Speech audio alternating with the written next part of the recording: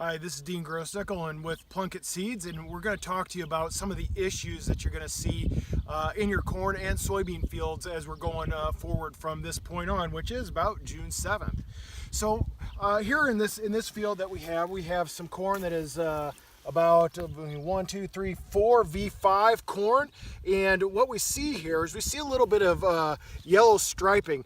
This striping is between the veins, and corn like this is basically at this point in its life cycle, it's switching over from those seminal roots to those nodal roots. And why you see this yellow striping is because it's an environmentally induced nutrient deficiency. This upper part of the corn plant is growing so much faster than the root development that it caused some of this yellow striping. A lot of times this gets confused with fameciphin injury. Fameciphin is one of the key products in like Flexstar or Warrant Ultra. It is a PPO inhibiting herbicide, and with glyphosate resistant water hemp we're using more and more of these products like fameciphin in our soybeans to control water hemp. And so this gets confused with what we're going to look at right here. This is what is your typical symptomology of fameciphin carryover.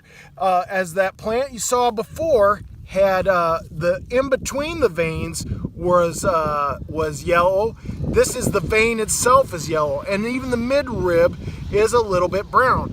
These leaves are what were called floppy leaves. They've lost their turgor pressure compared to one right next to it. This has nice turgor pressure and it's not floppy. This is right here on the end of this field here, and so it got a higher rate of fameciphin, and that's why you're seeing a little bit of this carryover.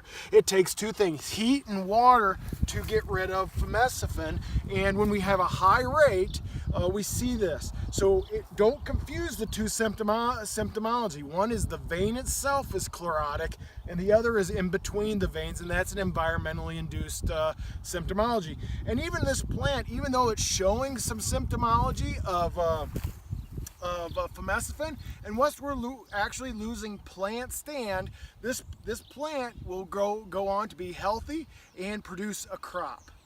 So those are a couple things that we're seeing here in the cornfields. I know that a lot of you got your herbicide on early, and so the weed control is pretty decent. You might see a little bit of flashing, might see a little bit of yellow as we came out of that cool, wet type time frame, and we put on our herbicides.